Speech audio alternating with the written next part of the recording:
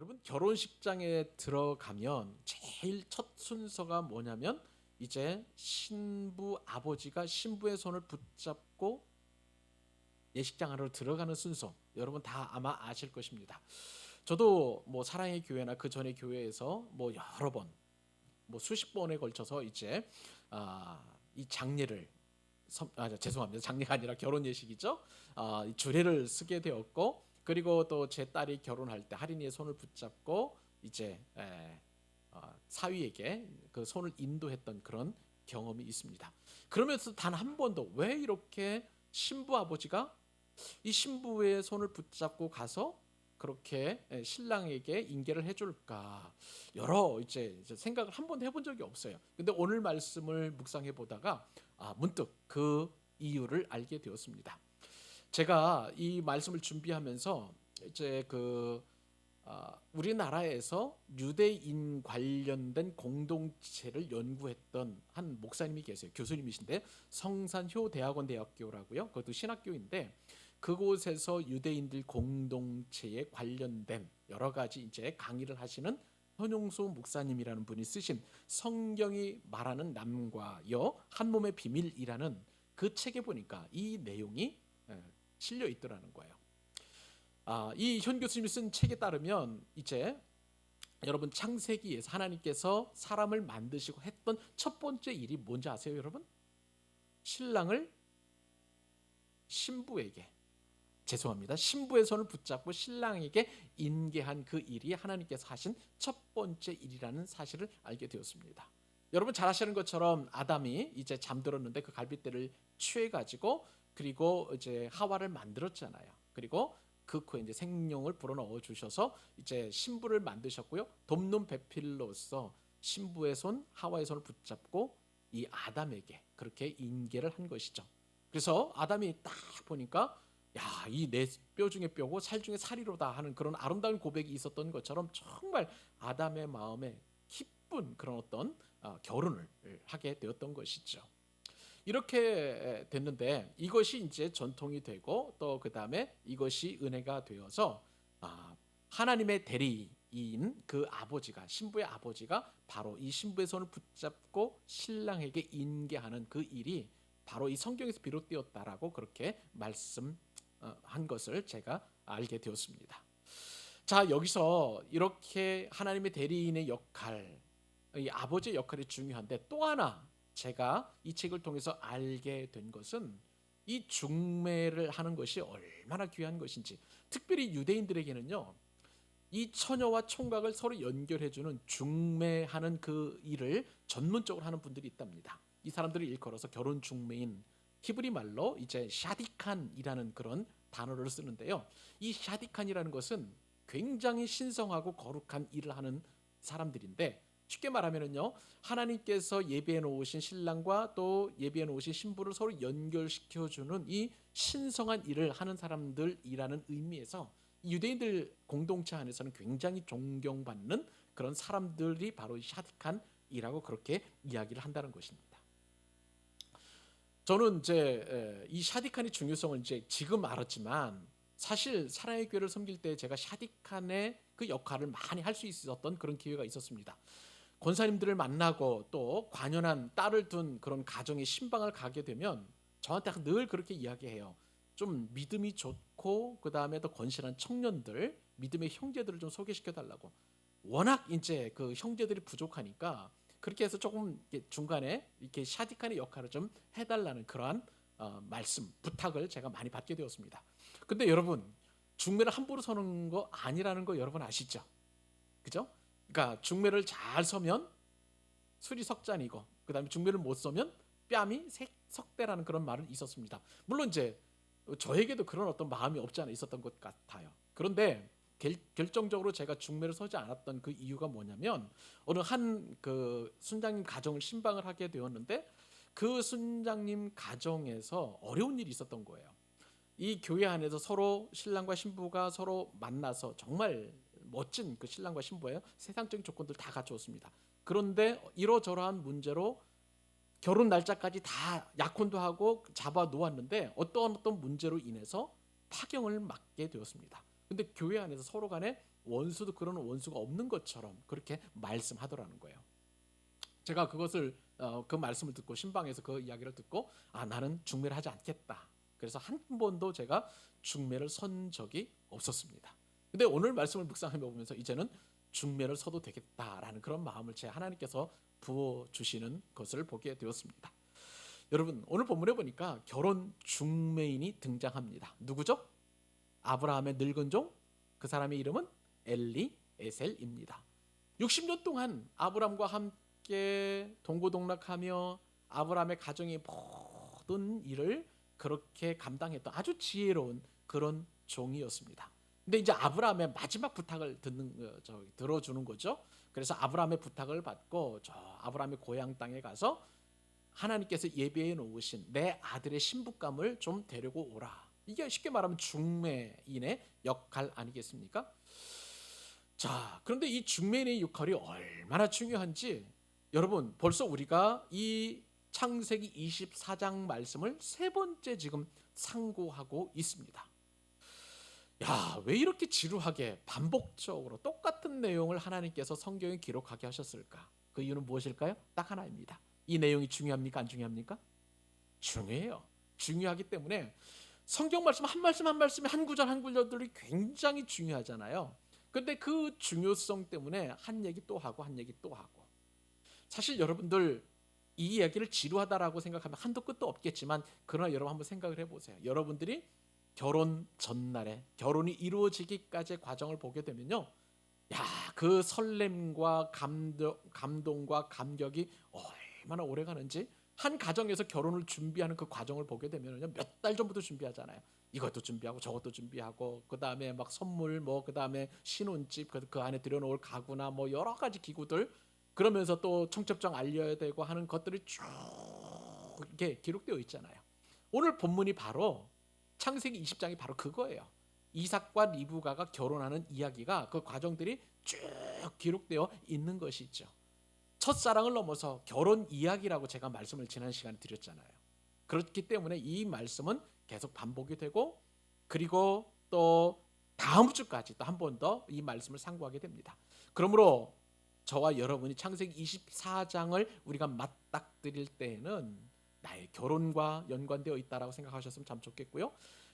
참 이삭의 이 결혼 이야기가 정말 특별하다라는 그런 기대감을 가지고 하나님의 말씀을 들었으면 좋겠고 무엇보다도 이것이 왜 이렇게 중요한지를 계속해서 매 시간마다 거의 한 달 가까이 하나님께서 이 말씀을 주실 텐데 그 말씀을 우리가 기대하면서 그리고 이삭의 이 결혼 잔치에 참여하는 그런 마음으로 기쁨으로 이 말씀을 듣게 되기를 바랍니다.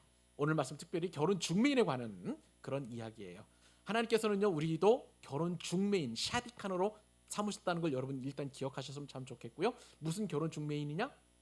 실제적으로 한 남자와 한 여자를 연결시켜주는 그런 뿐만 아니라 사실 참된 부모이시고 그리고 참된 신랑이신 예수님과 그리고 안 믿는 이 불신자 사이에 연결해주는 결혼 중매인으로 저와 여러분을 부르셨다는 거예요. 오늘 바로 핵심의 말씀 거기에 있습니다. 그 말씀 기대하시면서 결혼 중매인은 어떤 은혜를 누리고 또 어떤 조건을 갖춰야 되는지 함께 저와 여러분이 같이 말씀의 은혜를 나누실 수 있기를 바랍니다. 자, 그러면 여러분 결혼 중매인은 어떠한 조건이 갖춰져야 될까요? 가장 중요한 게 있어요. 그것은 뭐냐면 명확하게 사명의 우선순위를 가지고 있어야 한다는 사실이에요. 같이 한번 우리 읽어볼까요? 결혼 중매인의 조건 첫 번째 시작. 명확한 사명의 우선순위를 가져라. 자, 아브라함의 늙은 종 지난 시간에 우리가 살펴보았던 것처럼 리브가를 발견하게 되었고요. 즉시 하나님을 찬양하고 경배를 하게 되었습니다. 왜 그랬을까요? 하나님께서 이 신부감을 예비해 두셨는데 순조롭게 만나게 하셨다는 그런 믿음이 있었기 때문에 그렇습니다. 여러분 이 믿음은요 결혼 중매인에 있어서 굉장히 중요한 신앙의 요소라고 할 수가 있겠습니다. 믿음이 있어야만 이 결혼 중매에 대한 그런 어떤 우선순위를 우리 명확하게 세울 수 있기 때문에 그런 것인데요. 오늘 본문에 보니까 이 아브라함의 늙은 종이 그 믿음으로 이렇게 고백을 하고 있습니다. 자, 28절로 33절 좀 길지만 제가 쭉 한번 읽어드리도록 하겠습니다. 소녀가 달려가서 이 일을 어머니 집에 알렸더니 리브가에게 오라버니가 있어 그의 이름은 라반이라. 그가 우물로 달려가 그 사람에게 이르되 그의 누이의 코골이와 그의 손의 손목고리를 보고 또 그의 누이 리브가가 그 사람이 자기에게 이같이 말하더라 함을 듣고 그 사람에게로 나아갑니다. 일단 여기까지만요. 일단 여기까지만 보겠습니다. 자, 이 말씀을 보니까 이삭의 결혼 중매인이 누구라고 말씀을 드렸죠? 아브라함의 늙은 종, 그 이름은 엘리에셀이에요. 이 엘리에셀을 만난 리브가가 급히 달려갔습니다. 자, 그런데 여러분 성경에 아주 특이하게 기록되어 있는 거 여러분 아세요? 자, 28절에 보니까 소녀가 달려가서 이 일을 자, 누구에게 알렸습니까? 이상하죠? 보통 때 같으면 여러분들은 누구 집이라고 이야기해야 맞습니까? 부두엘의 집이라고, 아버지의 집이라고 이야기해야만 하는데 이 성경에 보니까 어떤 집이에요? 어머니의 집이라고 그렇게 성경이 기록되어 있는 거예요. 사실 뭐 그때 당시에 고대의 이 메소포타미아는 사실 모계 사회입니다. 유대인들도 모계 사회이죠. 그렇기 때문에 자, 리브가가 어머니 집에 달려가서 알렸다는 것은 어머니의 위상이 높이 있다는 것. 집안의 어른이 아버지가 아니라 부두엘이 아니라 그의 어머니였다는 것을 알게 됩니다. 여러분, 부모도 여러 종류가 있다는 것을 우리가 일단 인정할 필요가 있는 거예요. 아브라함과 사라처럼 아브라함이 영적인 주도권을 가지고 영적 가장으로서 그렇게 신앙의 줏대를 가지고 이렇게 이끌어가는 그런 가정이 있는가 하면 같은 하나님을 믿는 사람이라 할지라도 이 부디엘처럼 어머니가 주도적으로 그렇게 가정의 일을 앞장 세우는 그런 집도 있다는 거예요. 부디엘의 집은 가만히 보니까요, 이 부디엘의 역할이 별로 없어요. 이 리브가가 생각할 때에도 이 엄청난 그 사람을 만났는데 그 소식을 알려 달려간 것은 어머니에게, 친정 엄마에게 알려주기 위해서 리브가가 달려갔죠. 아빠는 아니라는 거예요. 또 나중에 이제 우리가 살펴보겠습니다만은 그 뒤에 말씀을 보니까 이 리브가로부터 그 귀한 손님을 만났다라는 그 이야기를 듣고 누가 달려갔냐면요, 부두엘이 아니라 누굽니까? 집안을 대표해서 라반이 달려가는 것을, 우물가로 달려가는 것을 보게 됩니다. 그러니까 여러분, 한 믿음의 가정이라 할지라도 아브라함과 같은 가정이 있는가 하면 또한 이 부두엘과 같은 그러한 가정도 있다는 거예요. 자, 그만큼 이 믿음의 결혼이라는 게 굉장히 어렵다. 똑같은 믿음이라 할지라도, 똑같은 그 신앙이 있는 가정이라 할지라도 이렇게 영적인 위계 질서가 이런 가정도 있고 저런 가정도 있다는 것을 우리가 일단 인정할 필요가 있습니다. 이것이 일단 결혼 중매인으로서 가져야 할 그런 자세라고 할 수가 있는 것이죠. 자, 그런데 그 사람을 만나러 간 사람이 누구냐면 바로 라반이라고 할 수가 있습니다. 여러분 30절에 한번 보세요. 읽었습니다만 30절 말씀을 보니까 그의 누이의 코골이와 그 손의 손목고리를 보았다고 그랬어요. 자, 이게 무슨 얘기입니까? 리브가가 달려와가지고 정말 중요한 사람을 만났다, 귀한 손님을 만났다라고 이야기를 했는데 가만히 보니까 리브가의 코에 코골이가 있고 또 손목에 손목고리가 있는 거예요. 이것은 라반이 보통 당시 여동생을 보았을 때의 그 모습하고는 완전히 다른 거예요. 굉장히 귀한 그러한 보석으로 치장을 하고 있기 때문에 야, 리브가가 만난 사람이 보통이 아니다라는 것을 이 라반은요 직감적으로 알게 되었다는 거예요. 여러분, 라반은요 굉장히 세속적이고 세상적인 사람입니다. 마치 안 믿는 사람들이 물질을 추구하고 돈을 많이 벌려고 하고 재산을 그렇게 많이 부리려고 했던 재테크에 능한 사람처럼 이 라반도 세상 사람 못지않게 이 물질에 굉장히 그런 어떤 촉이 굉장히 많이 있는 그런 사람이라 할 수가 있겠습니다. 여러분, 나중에 이삭이 와가지고 이제 이 처가살이를 하잖아요. 그때에 무려 20년 동안이나 이삭을 그렇게 강제로 이렇게 처가살이 시키는 것을 보게 되면서 얼마나 라반이 그렇게 물질에 강한 사람이라는 것을 우리가 직감적으로 오늘 말씀을 통해서 또한 알게 됩니다. 이 라반은요 리브가로부터 낙타 열필에 보니까 많은 선물들을 가지고 왔습니다라는 그런 얘기도 들었을 거예요. 그러니까 그냥 정말 갑자기 온 손님인데도 불구하고 방을 청소를 하고 그 다음에 낙타에게 줄 집도 준비하고 물도 준비해가지고 이렇게 하고 또 나중에 보면 이 엘리에셀과 동행했던 그런 사람들의 발치설물까지 탁 준비해놓고 그렇게 달려갔던 이 모습을 보면서 라반은 굉장히 세속적인 사람이었다. 예수 믿는 가정에서도요.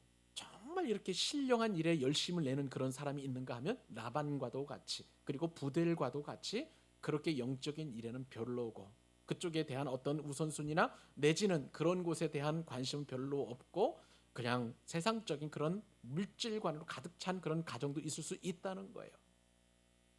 우리는 그러한 것들을 성경에서 있다는 것을 우리가 좀 이해했으면 좀 좋겠고요. 또 라반이 우물가에 가가지고 그 엘리에셀을 만나죠. 그때 뭐라고 얘기하는지 아세요, 여러분? 여호와의 복을 받은 자여 들어오소서. 이것은 뭐냐면요, 라반이 밑에 속셈을 깔고 하나님의 복을 받아서 돈을 많이 번 사람이요 들어오소서라고 그렇게 청하는 것을 보게 됩니다. 그만큼 라반이 세속적인 사람이었다는 것이죠.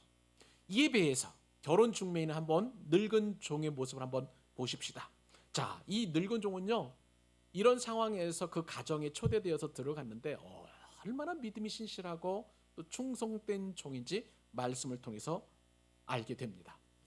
여러분, 라반이 말씀드린 것처럼 친절을 베풀었어요. 그에게 발 씻은 물도 주고 이 엘리에셀과 동행한 사람들에게도 발 씻은 물을 다 주고 음식을 준비해 놓고요 잔치를 배설했죠. 그리고 낙타에게도 집도 주고 물도 주고 해가지고 이렇게 딱 준비를 해놓고 이제 먹기만 하면 됩니다. 그런데 어떤 일이 일어나냐면 엘리에셀이 이렇게 얘기를 해요. 내 일을 진술하기 전에는 먹겠다 먹지 않겠다. 먹지 아니하겠다는 거예요. 여러분, 이것은요 엘리에셀이 자신이 지금 어떠한 일을 어떤 역할을 맡고 이곳에 와 있는지를 분명하게 인식하고 있는 기가 막힌 말씀인 것이죠. 여러분, 이것이 바로 사명이라는 것입니다. 사실 여러분 잘 생각을 해보세요.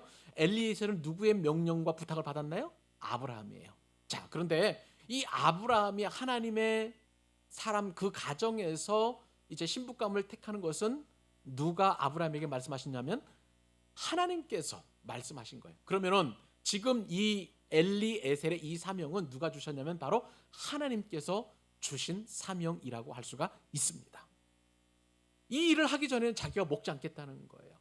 이 일이 가장 우선이고 이 일을 마치기 전까지는 먹지도 않고 내가 씻지도 않겠다라고 분명하게 우선순위를 이야기하고 있는 것을 보게 됩니다. 여러분, 사명은요 바로 목숨을 바쳐서 이루어져야 할 일을 바로 사명이라고 이야기합니다. 그리고 죽음을 바쳐서라도 내가 죽어서라도 이루어야 될 그것이 바로 사명이라는 거예요. 이 사명이라는 것은 그렇기 때문에 내가 생명이 있는 한 이 사명은 너무나 소중하고 그리고 그것을 완수해야만 하는 것입니다. 그렇기 때문에 이 사명을 끝까지 이룬 사람에게는 가장 멋지고 복된 인생이라고 할 수가 있는 거예요. 반면에 아무리 세상적으로 풍성하고 그 다음에 명예를 가지고 넉넉하게 살았다 할지라도 이 사명을 완수하지 못한 사람은 그 인생은 정말 잘 살았다, 영광스럽게 살았다, 복되게 살았다라고 할 수가 없는 거예요. 이 사명은요 항상 목숨과 우리의 생명과 연관되어 있습니다. 여러분, 사명에 여러분 한자 여러분 뭐라 그럴까요?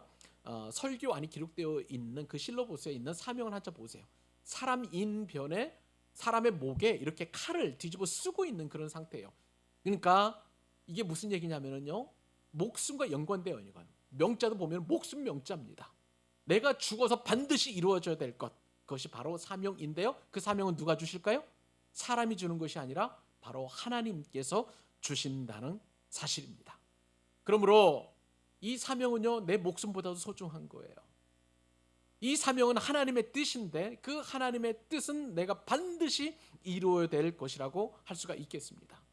이 사명은 너무나 복되고 영광스럽고 그리고 이 사명을 완수했던 그 인생은 너무나 기가 막힌 인생을 살았기에 사도 바울은 바로 이러한 고백을 하게 됩니다. 사도행전 20장 24절에 보니까 사도 바울이 자신의 사명을 이렇게 이야기합니다. 같이 한번 읽어볼까요? 내가 달려갈 길과 주 예수께 받은 사명 곧 하나님의 은혜의 복음을 증언하는 일을 마치려 하면은 나의 생명조차 조금도 귀한 것으로 여기지 아니하노라. 사도 바울의 사명은 다른 것이 아니었어요. 주 예수님께로부터 받은 그것인데, 그것은 뭐냐면 하나님의 은혜의 복음을 전하는 거였어요. 그것이 사도 바울의 사명이었고, 이것을 마치려면은 자신의 생명조차도, 자신의 목숨조차도 조금도 귀한 것으로 여기지 아니하였다는 거예요. 사랑하는 여러분, 여러분의 사명은 무엇입니까? 대학 합격하는 건가요? 결혼한 날입니까? 취직을 하는 거예요? 여러분의 사명은 첫 아들을 낳는 것입니까? 고시 합격하는 거예요? 돈이 많이 모아지는 그런 날입니까? 저는요, 이 시간에 함께 예배하는 우리 광교사님께 모든 예배자들이 사명을 발견할 수 있기를 바랍니다. 하나님, 스위스의 사상가 칼 힐트가 이렇게 얘기를 했어요. 내 생애의 가장 최고의 날은 나의 사명을 깨닫는 날이다 라고 그랬습니다. 사랑하는 여러분, 여러분의 사명은 무엇입니까? 여러분이 목숨이 다하는 그날까지 하나님을 예배하는 사명을 완수하시기를 바랍니다. 여러분의 호흡이 다하는 날까지 살아계신 하나님을 찬양하실 수 있기를 바랍니다. 여러분의 목숨이, 여러분의 생명이 이 땅에 있는 동안 피 묻은 그리스도의 복음을 사람들에게 증거할 수 있기를 바라요. 여러분의 목숨이 이 땅에 있는 한 여러분들에게 맡겨주신 사명들은 참 많이 있습니다. 어떤 사람들은 주부로, 어떤 사람들은 또한 직장에서, 지금 여러분의 사명의 그 현장에 여러분들은 있을 거예요. 하나님이 부르신 일터입니다. 그 사명을 감당하여 여러분의 인생이 복되고 영광스럽기를 주님의 이름으로 축복합니다. 자, 이렇게 명확한 우선순위, 사명의 우선순위를 둔 결혼 중매는요, 두 번째 가져야 될 게 있습니다. 그것은 뭐냐면은 내가 확신하고 신뢰하는 그 증거를 가져야 된다는 거예요. 자, 다시 한번 정리해 봅시다. 자, 이 엘리에셀의 사명이 무엇일까요? 내 주인의 아들인 이삭의 신부감을 찾는 일, 결혼 중매를 서는 일이 바로 이 늙은 종 엘리에셀의 사명이었습니다. 그래서 그 일을 완수하기까지는 자신의 사사로운 어떤 육신의 어떤 배고픔을, 그리고 또 무더위에 있었기 때문에 그 씻음 있는 거 이런 것 하지 않겠다는 거예요. 이 일을 내가 말하지 아니하고는 내가 아무것도 하지 않겠다라고 그렇게 이야기합니다. 자, 그런데 이렇게 중요한 일에 하나님의 인도하심을 반드시 구해야 되는데, 그 하나님의 인도하심을 구할 때에 이 엘리에셀이 지혜롭게 한 일이 있습니다. 하나님이 어떻게 어떤 일을 행하셨는지를 이야기하는 거예요. 쉽게 말하면 간증입니다. 지금 엘리에셀은 자신이 그동안 경험했던 간증을 하고 있는 것을 보게 됩니다. 자, 짧은 말씀이지만 우리 34절로 40절까지 7절입니다. 한번 쭉 읽어보고 말씀을 또 살펴보도록 하십시다. 읽겠습니다. 시작. 그가 이르되 나는 아브라함의 종이니이다. 여호와께서 나의 주인에게 크게 복을 주시어 창성하게 하시되 소와 양과 은근과 종들과 낙타와 나귀를 그에게 주셨고, 나의 주인의 아내 사라가 노년에 나의 주인에게 아들을 낳음에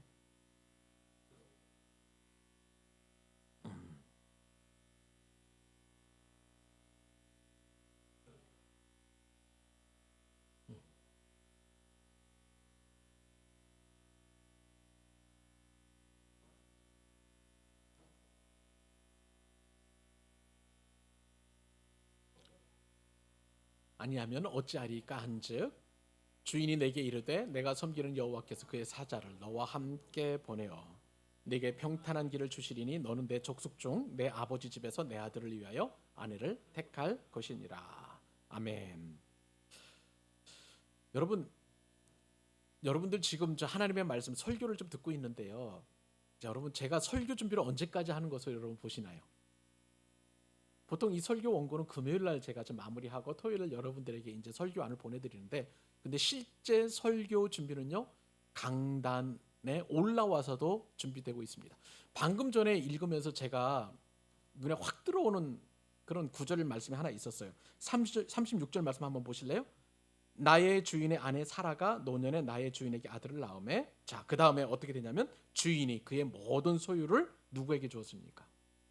그 아들에게 주었나니. 이렇게 성경에 기록되어 있는데, 자, 이 말을 누가 들었을까요? 라반이 들었어요. 라반이 들었어요. 자, 아까 우리가 라반이 어떤 사람이라고 그랬나요? 굉장히 세속적이고 또 세상적인 사람이라고 그랬어요. 돈을 되게 좋아하고 재물을 굉장히 좋아하는데, 자, 이 말이 누구의 말이 귀에 딱 들어갔을까요? 라반에게. 실질적인 가장 역할을 한, 부대를 대신해서 가장 역할을 했던 사람이 라반인데, 라반이 그 얘기를 딱 들으니까, 아, 리브가를 시집 보내면 어떻겠습니까? 많은 돈이 누구에게 올까요? 나에게 오겠다라고 아마 라반이 뭐라 그럴까요? 그 계산이 섰을 것입니다. 이 말씀이 딱 들어오는 거예요. 제가 지금 방금 말씀 읽다가, 자, 그런데 한번 여기서 보십시다. 라반은 지금 어처구니가 없었어요. 왜냐하면 리브가를 통해서 그 귀한 사람이란 이야기를 듣고 이제 집으로 초청을 했는데, 정작 자신이 배설한 잔치에 참여하지 않고, 그리고 씻지도 않고, 그리고 또 호의에 대해서 감사하기는커녕 내가 그동안 경험했던 일을 말하지 않고는 내가 먹지 않겠다라고 이렇게 이야기하니까, 라반의 입장에서 보면 굉장히 뭐라 그럴까요? 조금 무시를 당하는 듯한 그런 느낌 아니었을까 싶습니다. 그런데 우리는 이 늙은 종 엘리에셀의 이 고백을 통해서 참 지혜로운 인생의 우선순위를 알게 됩니다. 그것은 뭐냐면, 내 인생에서 하나님께서 어떤 일을 행하셨는지를 말하는 것이 얼마나 중요한지, 간증을 이야기하는 것이 얼마나 소중한지를 우리가 말씀을 통해서 깨닫게 되는 거예요. 여러분, 인생의 우선순위는 뭐냐면요, 하나님께서 우리에게 주신 할 말을 하는 것이 바로 귀한 은혜인 줄로 믿습니다. 여러분 보세요. 우리에게 할 말이 어떤 말이 있습니까? 여러분 만약에 마음에 예수님이 가득하면 여러분은 끊임없이 예수님에 대해서 이야기할 것입니다.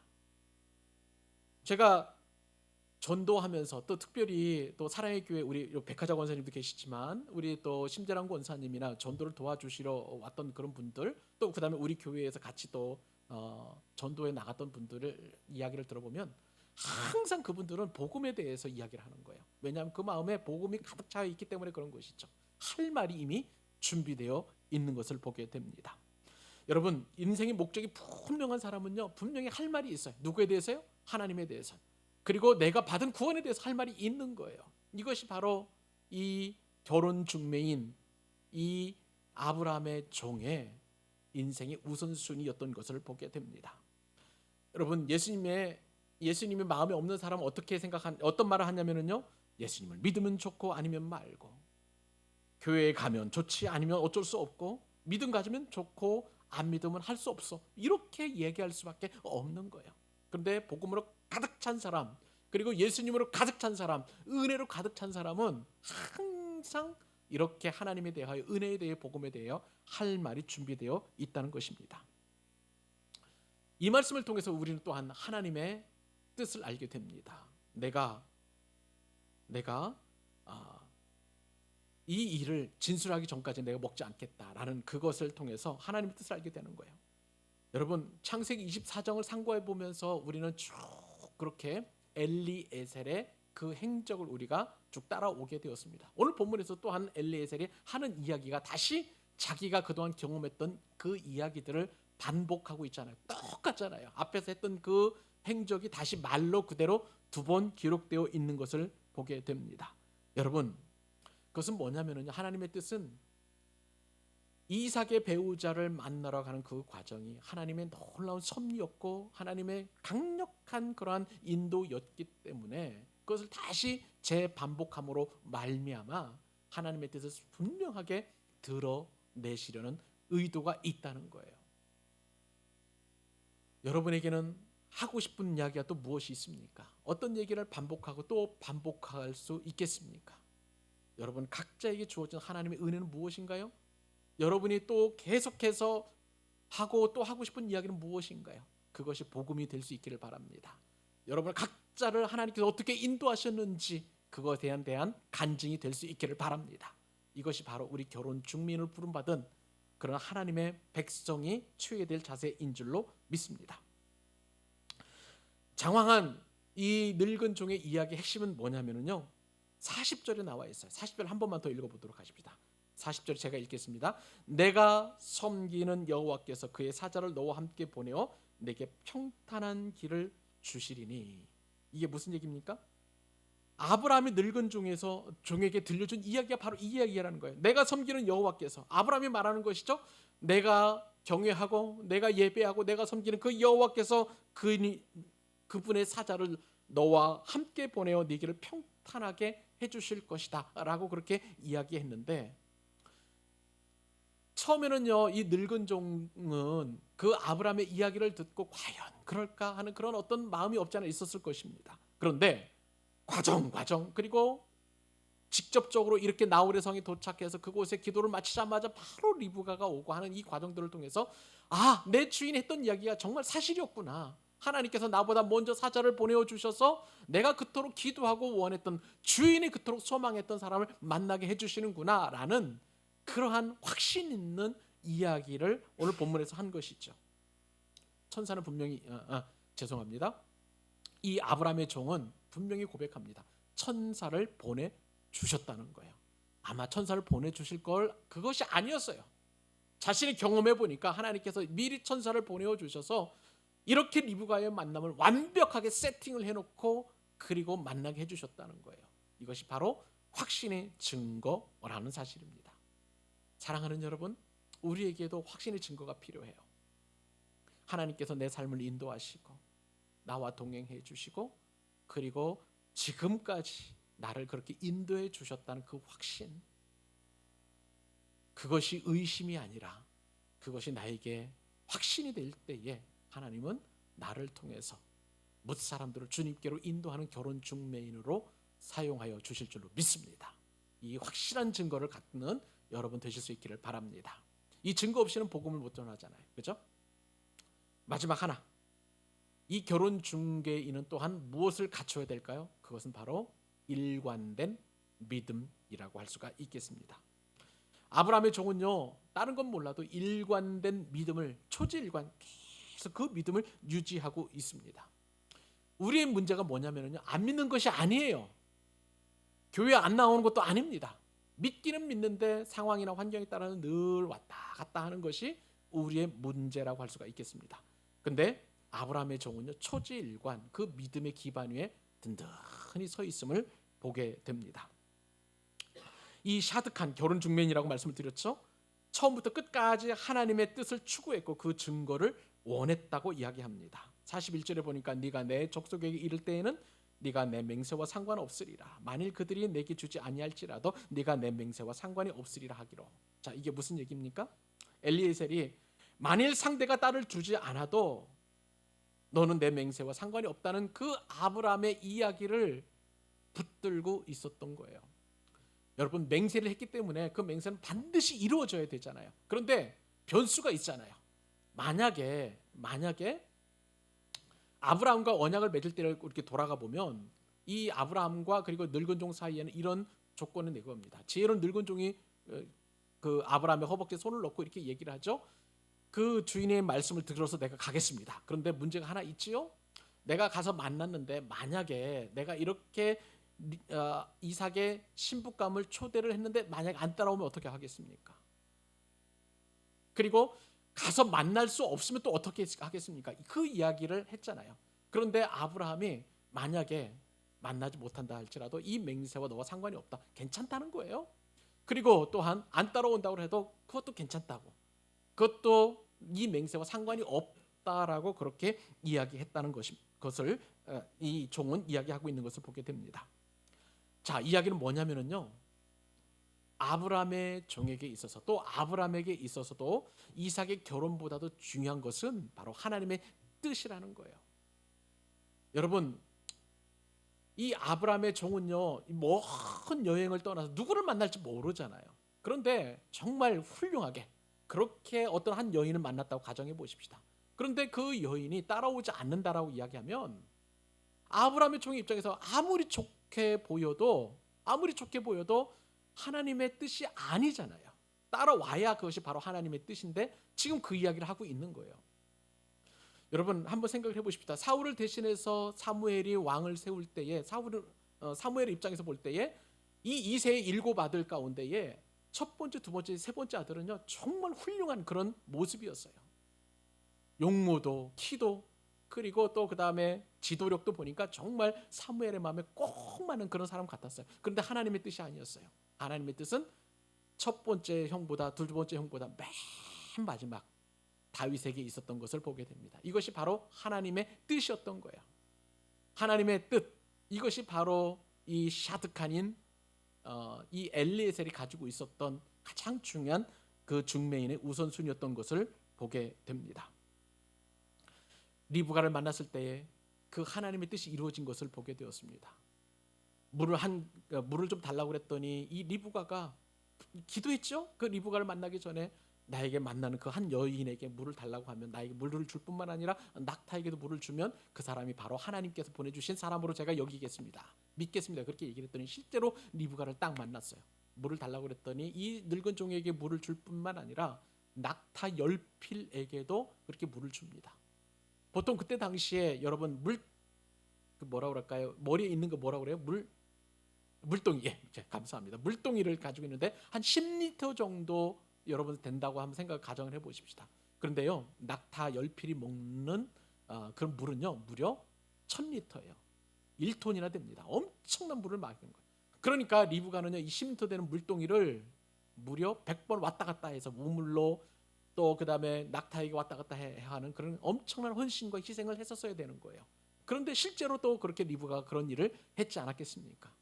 그것을 보고 이 샤드칸은 이 사람은 바로 하나님께서 예배해 놓으신 이삭의 신부감이라는 것을 분명하게 알게 되었다는 것이죠.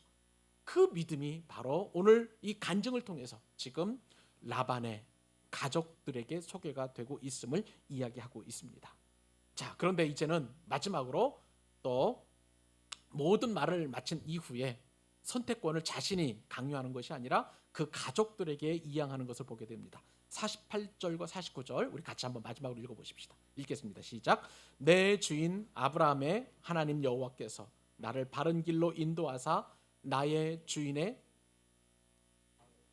택하게 하셨으므로 내가 머리를 숙여 그에게 경배하고 찬송하였나이다. 자, 49절이죠. 이제 당신들이 인자함과 진실함으로 내 주인을 대접하려거든 내게 알게 해주시고 그렇지 아니할지라도 내게 알게 해주셔서 내가 우르든지 좌르든지 행하게 하소서. 결혼 중매인은요 강요하는 게 아니에요. 이제 선택권을 주어서 내가 여러분들이 어떤 결정을 하든지 내가 이렇게 하든지 저렇게 할 수 있든지 최종 결정을 해달라고 그렇게 이야기하고 있는 것을 보게 됩니다. 아브라함의 종은요 분명한 믿음의 고백이 있었어요. 이것은 하나님께서 행하신 일이다. 하나님께서 예비하신 일이다.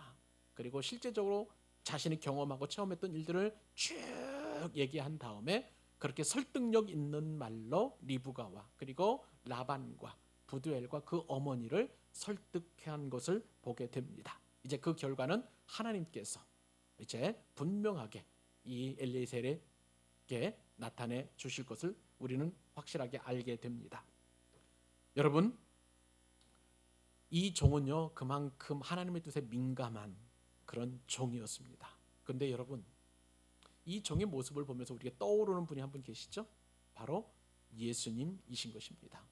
예수님은요 이 아브라함의 종의 순종에서 이처럼 엄청난 하나님의 위대한 언약의 역사를 그 아브라함의 순종을 통해서 이루신 것처럼 예수님의 순종을 통해서 우리는 바로 하나님과 결혼하게 되는 엄청난 복을 누리게 되었습니다.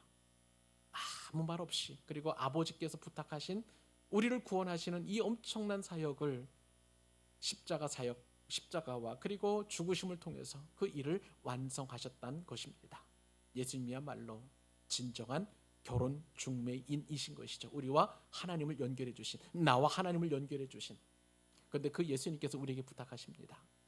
우리로 하여금 결혼 중매인이 되어 달라는 거예요. 어떤 사람과요?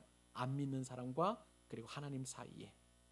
예수님께서 나를 위해서 그렇게 결혼 중매인이 되셨던 것처럼 그렇게 예수님은 하나님과 안 믿는 사람 사이에 결혼 중매인이 되어 달라고 우리에게 부탁하십니다. 그리고 세상 끝날까지 그 예수님이 우리와 함께 하시겠다라고 약속을 해 주셨습니다. 여러분, 그러므로 우리는 영적인 샤드칸인 줄로 믿습니다. 영적인 샤드칸이 어떻게 되겠습니까? 바로 사명에 분명한 우선순위를 두어야 되는 것입니다. 그리고 하나님께서 나에게 행하신 그 확신, 내가 믿는 그 믿음의 확신의 증거를 가지고, 그리고 이 늙은 종처럼 일관된 믿음을 가지고 그 일을 완성해 나가야만 하는 것입니다. 여러분, 이 귀한 은혜와 그리고 우리로 하여금 이 사명을 맡겨주신 주님을 찬양하면서 우리의 목숨이 다하는 그날까지 결혼 중민으로서의 그 사명을 완수하는 저와 여러분 되시기를 우리 주님의 이름으로 축복합니다.